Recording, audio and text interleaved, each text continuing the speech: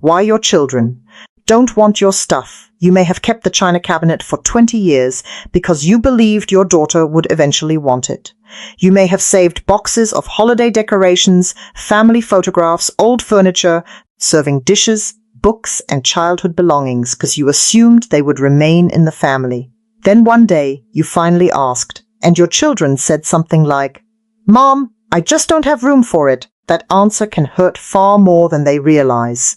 You may hear it as rejection. You may wonder whether the things you spent a lifetime protecting have suddenly become meaningless.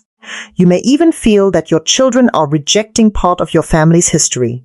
But in most cases, your children are not rejecting you. They may simply be telling you that they cannot accept the amount of stuff you imagined passing down to them.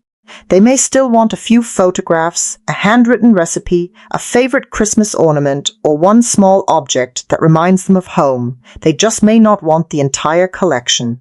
And understanding that difference can make downsizing much less painful. The first reason your adult children may not want your belongings is simple. They do not have enough space. Many adult children live in apartments, condos, townhomes, or houses that are already fully furnished. Some have children of their own. Others have combined two households through marriage and are already trying to manage duplicate furniture, kitchenware, books, and decorations. You may look at your dining table and remember Thanksgiving dinners, birthday cakes, family conversations, and children doing homework. Your son may look at the same table and see something that will not fit through his doorway. He may need to rent a truck, find someone to help carry it, rearrange his entire dining room, and get rid of the table he already owns. The table can be meaningful and still be impractical. Limited space is not the same as limited gratitude. Your children can appreciate the history of an object without having a place to put it. The second reason is that they have already built homes of their own. By the time your children reach their 30s, 40s, or 50s, they may have spent years choosing their furniture, dishes, artwork, and household items. They probably already own a sofa. They probably already have pots, pans, towels, glasses, lamps, bedding, and holiday decorations. What looks like a useful gift to you may feel like a duplicate to them. Accepting it means they must decide which version to keep, where to store the extra one, or how to dispose of something later. This is especially common when belongings come from both sides of a family. Your daughter may not only be offered your china, she may also be offered china from her husband's mother, grandmother, or aunt. She cannot preserve every family collection simply because each one once mattered deeply to someone. The third reason is that their lifestyle may be different from yours. Formal dining rooms, large entertainment sets, silver serving pieces, china cabinets, and matching dinnerware were once central parts of many homes. But some younger families entertain differently. They may prefer casual meals, smaller gatherings, open shelving, or objects that can be used every day. A 12-person china set may have been perfect for the way you hosted holidays. Your child may rarely serve a formal dinner. That does not make the china worthless. It means its usefulness has changed. The same is true of large furniture, heavy display cabinets, decorative collections, and items that require regular cleaning or maintenance. An object can be well made and still not fit the life of the person receiving it. Quality is not the same as desirability, and the price you once paid is not necessarily the same as what someone would pay today. The fourth reason is more emotional. Your children may not share the same memories attached to the object. You may remember who purchased it, where it stood in your childhood home, and how carefully your mother wrapped it every time the family moved. You may remember a person every time you look at it. Your child may not. Perhaps they never met the original owner. Perhaps the object was stored in a cabinet and rarely used. Perhaps no one ever explained why it mattered. To you, it carries a person, a place, and an entire chapter of your life.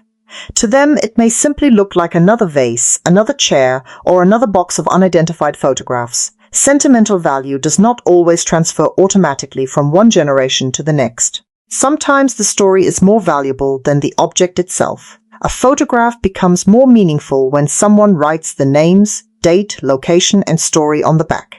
A kitchen tool becomes more meaningful when your child knows it was the one you used every Sunday. A Christmas ornament becomes more meaningful when it is connected to a tradition they personally remember.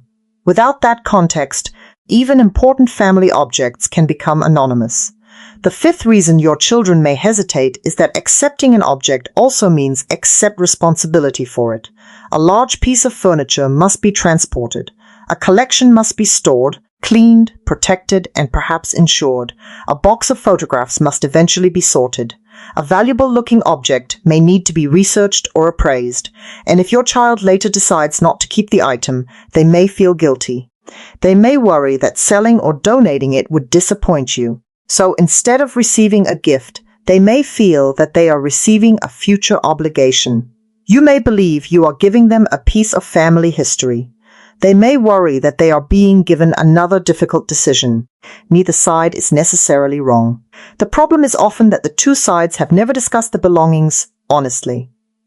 Parents sometimes assume what their children will want. Children sometimes give vague answers because they do not want to cause pain. They say, "Maybe someday," when they really mean, "I don't have space." They say, "We can talk about it later," because rejecting the object feels like rejecting the parent.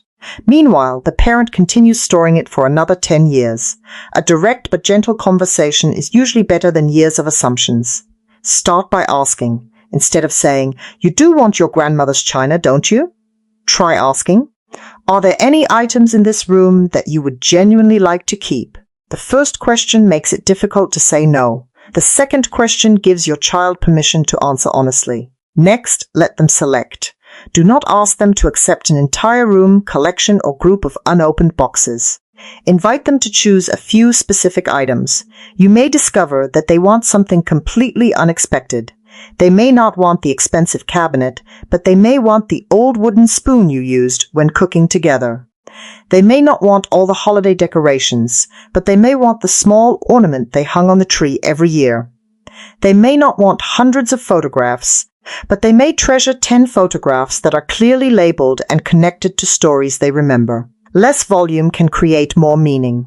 After they select, explain the story. For the truly important items, record who owned them, where they came from, and why they mattered.